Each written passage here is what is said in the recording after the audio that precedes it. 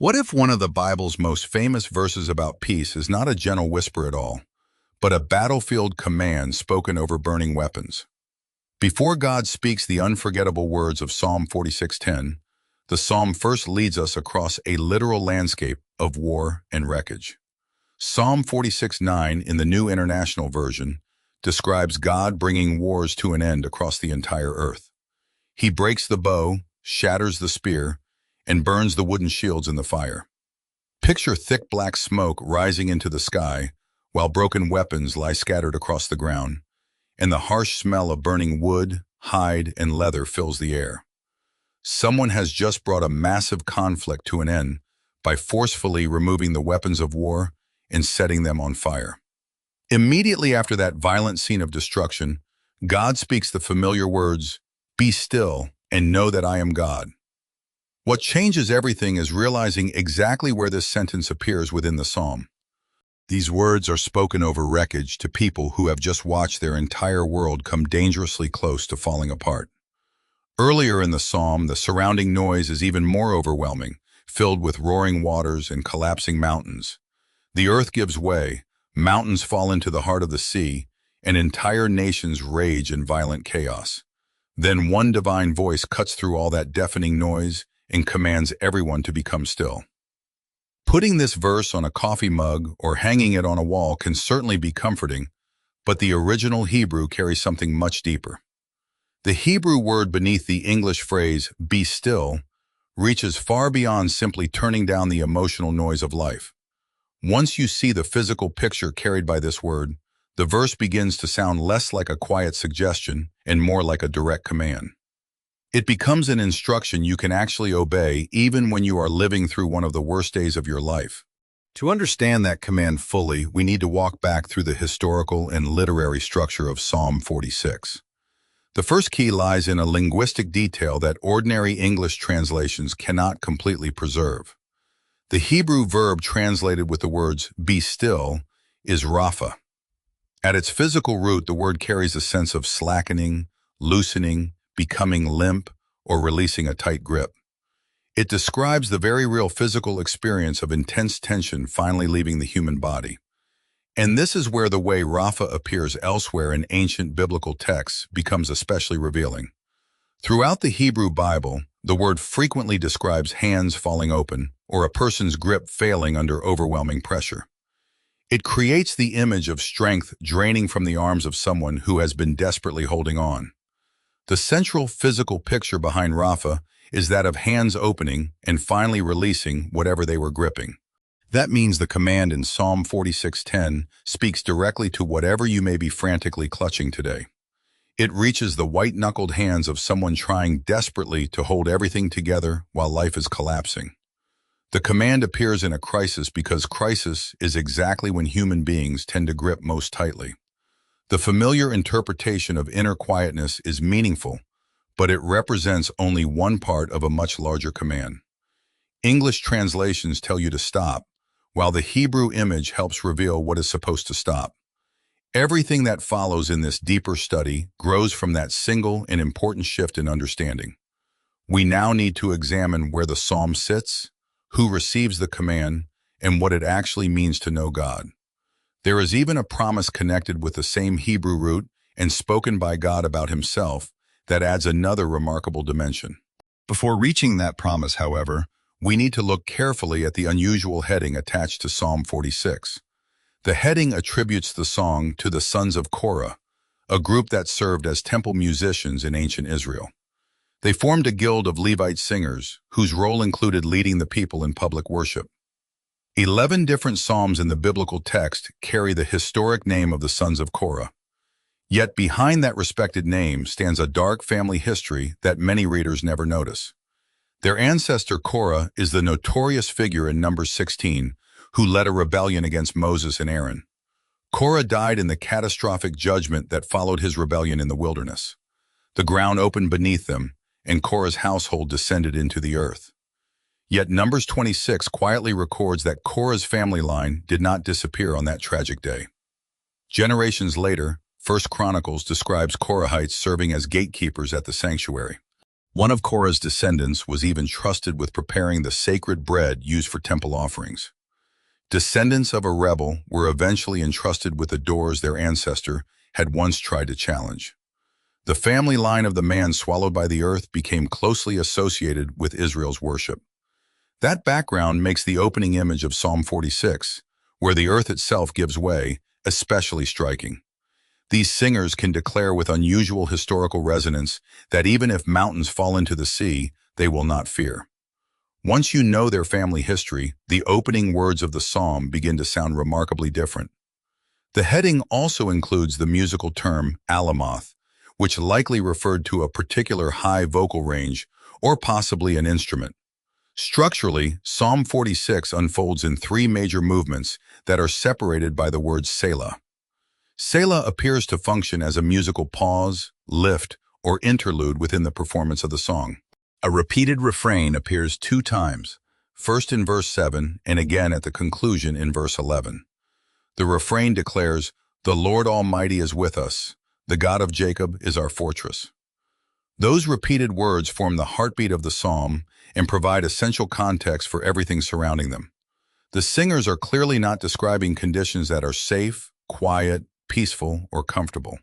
Instead, they proclaim the reality of God's powerful presence in the middle of conditions that feel extremely unsafe.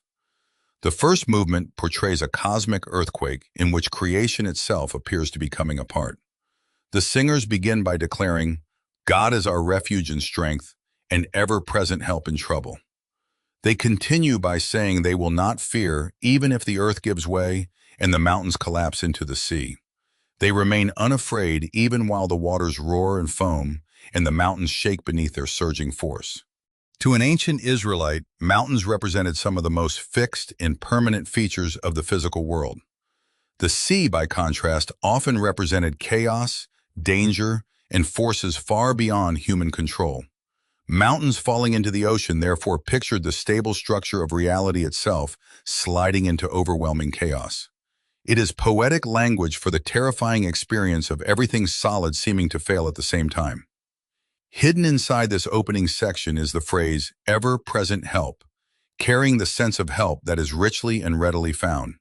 It describes help that is abundantly available, the kind of help someone discovers immediately when crisis arrives. Before anyone receives the command to release their grip, the singers first announce who is already standing near them. The second movement then answers the roaring waters of chaos with another kind of water entirely. The psalm declares that a river and its streams bring gladness to the city of God, the holy place where he dwells. But there is a fascinating geographical detail here that deserves a closer look. The physical city of Jerusalem did not have a major river flowing through it. Jerusalem depended instead on the subterranean Gihon Spring located along its eastern slope. King Hezekiah's engineers famously cut a tunnel about 1/3 of a mile through rock to bring water safely inside the city walls. Major ancient capitals in places such as Egypt, Babylon, and Assyria were built beside enormous rivers like the Nile and Euphrates. By picturing a great river in Jerusalem, the psalm moves beyond ordinary geography and points toward a deeper divine reality. The prophet Ezekiel later describes waters flowing from the temple and growing into a river too deep to cross. The book of Revelation likewise closes with the river of the water of life flowing through the city. The raging sea in verse 3 threatens to overwhelm the world, while the quiet river brings gladness to God's city. Both images involve water, yet the water performs completely opposite work depending on its relationship to God's presence. Now notice how smoothly the psalm moves from chaos in nature to chaos created by human beings. The third movement brings the noise back again, but this time the sound comes from warfare and conflict between nations. The psalm says that nations rage, kingdoms fall, God raises his voice, and the earth melts. Remarkably, the Hebrew verb describing the raging nations is the same word used earlier for the roaring waters. Hostile kingdoms sound like a violent storm, while marching armies roar like crashing ocean waves. Into all that human noise, God speaks only a word, and the supposedly solid earth melts like softened wax. Verse 9 then presents the picture of complete disarmament with broken weapons, shattered spears, and burning military shields. Many scholars have connected this imagery with the historical siege of Jerusalem by the Assyrian army under Sennacherib. That hostile army surrounded Jerusalem, yet the siege ended and abandoned military equipment was left behind. Although that historical event fits the imagery remarkably well, the psalm itself deliberately leaves the exact event unnamed. With that setting in place, we can now examine how Rapha is used in other passages throughout the Hebrew Bible. Jeremiah 6:24 describes people hearing news of an approaching army and responding as their hands fall limp. That physical reaction of hands dropping because of terror and anguish is expressed with the word Rapha. Zephaniah 3:16 uses the same image positively by telling Zion not to allow its hands to hang limp in fear. In that setting, the prophet urges the people to remain strong, keep their courage, and continue standing firm. In 2 Samuel, news that Saul's son has lost his protector causes his hands to become feeble. The loss of courage inside a person is pictured physically as the tension and strength leaving the hands. These dramatic biblical examples show just how concrete and physical this Hebrew vocabulary can be. In its ordinary form, Rapha often describes strength giving way, sometimes involuntarily because a person is exhausted or overwhelmed. The form appearing in Psalm 46:10, however, functions as an active command addressed to more than one person. What if the instruction you have been searching for is not to hold tighter, but to deliberately loosen your hands? In loose translation, the force of the command is something like, release the grip, make it slack, and let it go. When this causative form appears in other passages, English translators sometimes render it in surprisingly different ways. In Deuteronomy 9, Moses remembers the golden calf incident in which God tells him to leave him alone. God commands Moses to release him, yet Moses continues interceding for the people for 40 days.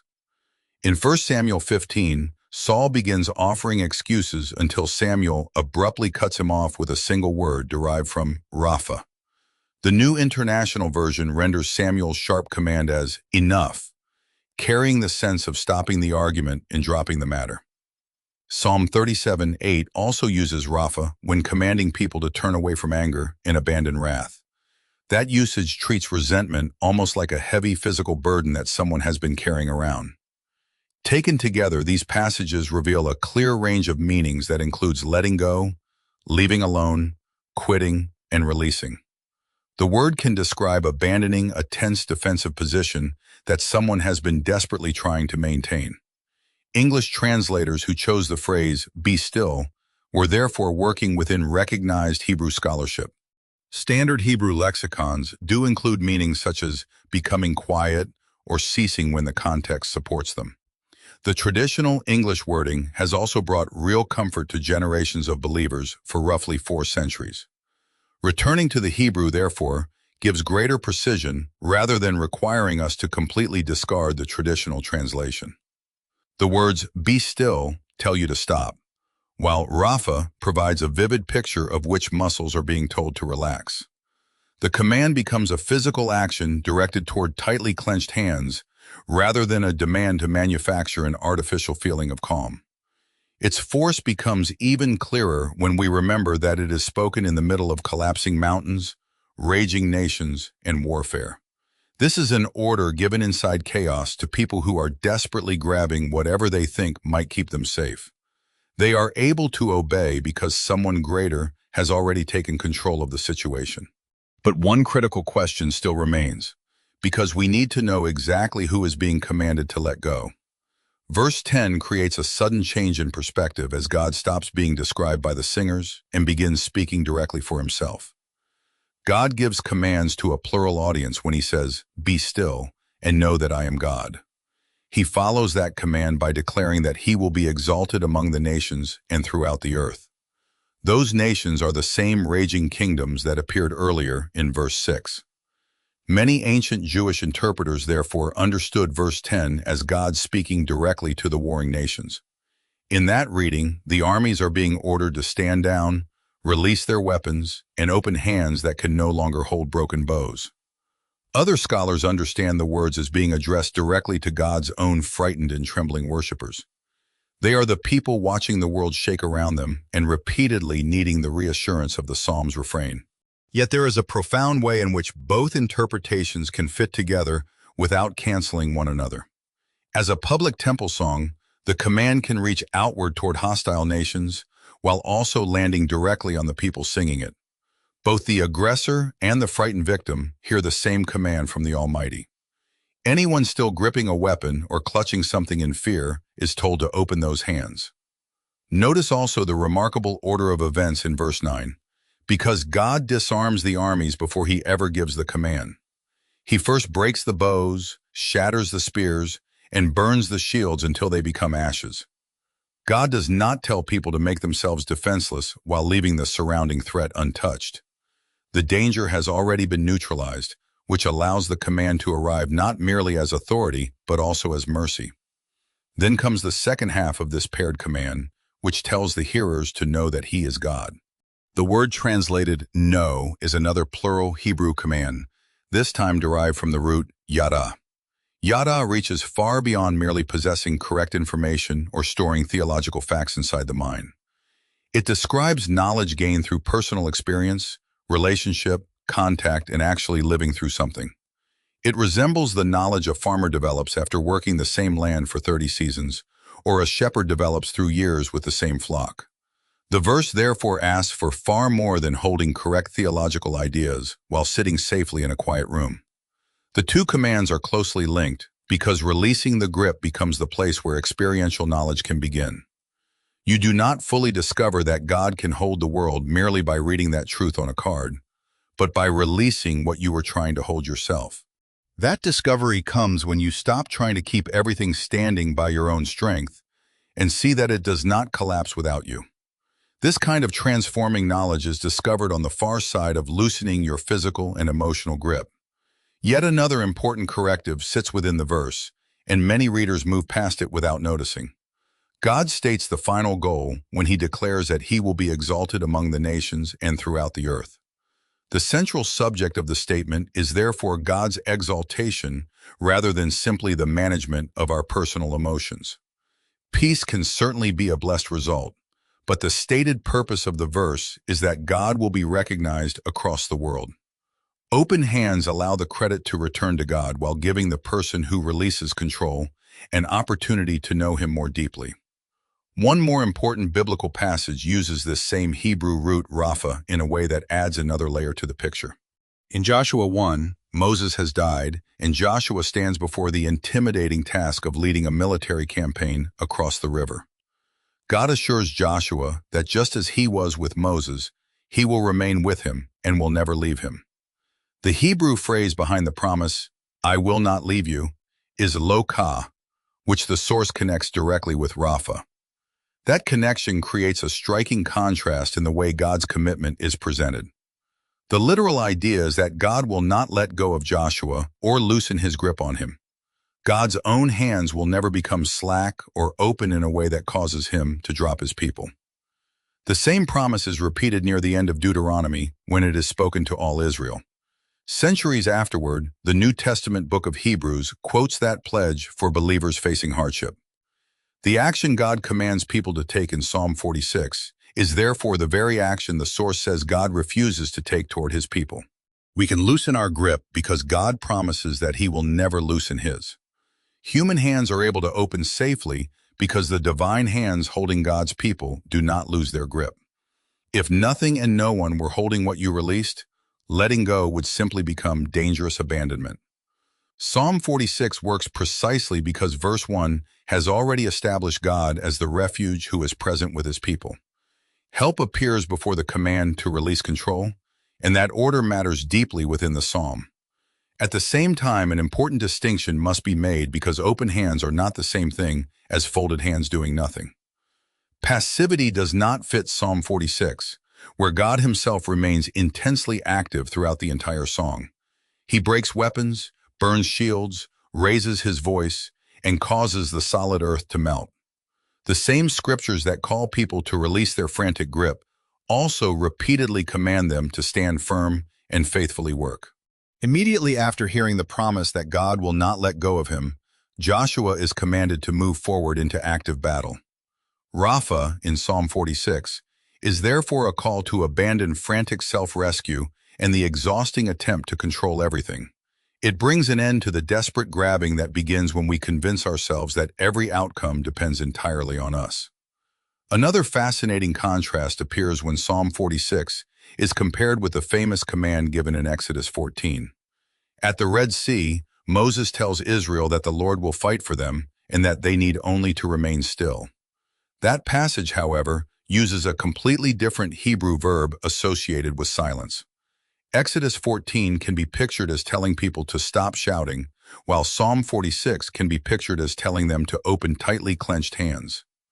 A vivid modern picture of this principle can be found in the way open water lifeguards are trained to handle drowning swimmers. Lifeguards learn to approach a panicking swimmer with great caution because fear can make the person extremely dangerous to the rescuer. Someone who is drowning may desperately grab anything solid and unintentionally push the rescuer beneath the water. The crucial instruction is to stop fighting the water and roll onto the back. The swimmer must allow the arms to loosen because frantic thrashing can make the danger even worse. Rescue becomes extremely difficult when the person being rescued is still desperately fighting to save themselves. Have you ever felt as though you were drowning precisely because you were trying so hard to control an outcome you could not control? Psalm 46 presents its command as coming from someone who is already present with you in the middle of the water. In Mark 4, Jesus sleeps during a storm while experienced fishermen desperately remove water from the boat in fear. They awaken him, and Jesus speaks directly to the raging wind and the violent waves. The chaotic waters, resembling the imagery of Psalm 46, immediately become completely calm. The disciples then watch someone standing in their boat exercise direct authority over the sea itself. Later in Gethsemane, Jesus enters deep anguish while praying and sweating in the darkness of the garden. He prays that the Father's will rather than his own will be done, providing the ultimate picture of an open human hand. It is an open hand extended in darkness while fully aware that an immense cost is approaching. Releasing control and experiencing profound emotional anguish can therefore exist within the very same moment. So what does this ancient Hebrew picture mean when it is brought into the ordinary realities of your life today? If you are trying to manage a painful crisis that you cannot personally fix, this verse speaks directly into that struggle. It speaks into the experience of repeatedly reading a medical diagnosis and secretly hoping the numbers will somehow look different. It speaks into endless job applications and the habit of refreshing an empty email inbox late into the night. It speaks into the pain of a distant child, a troubled marriage, or a financial future filled with uncertainty. The white-knuckled grip created by anxiety is the part of the struggle that you can choose to release. Your practical responsibilities still remain, which means you continue taking medicine, applying for work, and doing what is yours to do. Letting go in Psalm 46 has nothing to do with abandoning the responsibilities that belong to your daily life. What it releases is the exhausting belief that the final outcome depends entirely on how tightly you can hold everything. It also exposes the illusion that endlessly rehearsing every possible disaster inside your mind can somehow protect you from bad news. Ask yourself what you find yourself gripping at 2 a.m, because the answer is often an outcome you desperately want to control. Outcomes were never fully in your hands in the first place, which is precisely why gripping them so tightly cannot finally succeed. Opening your hands does not come with a guarantee that the exact outcome you desire will happen. What the psalm promises is a refuge, the presence of God, and a God who ultimately will be exalted.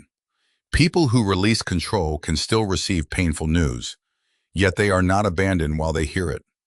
You discover that God is holding you at the very moment when you stop exhausting yourself by trying to hold yourself together. Picture the battlefield again with broken bows, shattered spears, and burning shields scattered across the ground. The shouting nations have become quiet, and the waters that once roared have finally settled. Into that sudden stillness comes God's command to loosen the frantic grip and allow the hands to fall open. The command is joined to the promise that through this release people can truly discover who God is as He is exalted throughout the earth. The singers then return to their central refrain by declaring that the Lord Almighty is with them. They proclaim that the God of Jacob is their fortress, using the language of present reality in the middle of trouble. God is not waiting somewhere beyond the crisis for frightened people to somehow make their way to him. Keep Psalm 46:10 somewhere visible if it helps you, but allow the verse to retain the full weight and scale of its original setting. A peaceful feeling is a gift, yet Psalm 46 offers something far larger than a temporary emotional mood. It presents an authoritative command from the God who has already ended the war to everyone still gripping something in fear. The frightened and the fighting alike hear the same call to open their hands. Those hands can open because the God of Jacob will never loosen his own hold on his people. He remains an ever-present source of help, even while the foundations of your familiar world appear to be shaking. You can release the outcome into the hands of the one who breaks bows, shatters spears, and burns shields. You can stop thrashing in the water and allow the rescuer already beside you to carry you through the storm. You can trust that the river of God's presence is flowing through the very situation that currently feels chaotic. You can begin to experience the deeper knowledge of God that becomes possible on the far side of surrender. Let the tension slowly leave your arms and allow fingers that have been clenched tightly to open. Step away from the exhausting attempt to control every variable in a world you did not create. Remember that remaining alert and responsible is not the same thing as possessing ultimate control. Allow God to be exalted in your life through a deliberate willingness to release what you cannot finally govern. Remember the sons of Korah, who sang these words against the remarkable background of grace within their own family history? Even when the ground beneath you seems to shake, the refuge described in this psalm remains firm. God's strength becomes especially visible when human strength finally recognizes the limits it cannot overcome. In the imagery of the psalm, the disarming has already taken place and smoke is already rising from destroyed weapons. You do not need to keep defending a position that God himself has already secured. Quiet the shouting inside your mind long enough to notice who the psalm says is already standing near you. The Hebrew verb rapha creates a picture of holy release from frantic and exhausting self-effort. It calls people away from white-knuckled panic and toward a deeper, experience-shaped trust in God. Look carefully at what you are carrying today and deliberately choose what can be placed at his feet. Allow your hands to open even while the noise around you has not yet disappeared. Then watch how the world continues standing even after you stop trying to hold every part of it together. Know that the Lord of hosts remains active even while you release the grip you once believed was keeping everything safe. In the imagery of the psalm, he is the one breaking spears, ending conflict, and removing the weapons of war. His river flows quietly and brings gladness wherever he makes his dwelling. You do not have to keep fighting as though a battle already taken into God's hands still depends entirely upon you. Rest in the assurance that his hold on his people is presented as enduring, unyielding, and secure. When life becomes loud again, remember the fuller Hebrew picture behind the familiar words of Psalm 46:10. It is a call to release frantic self-defense and discover through experience who God truly is. Open your hands, release your grip, and know that the Lord Almighty is with you.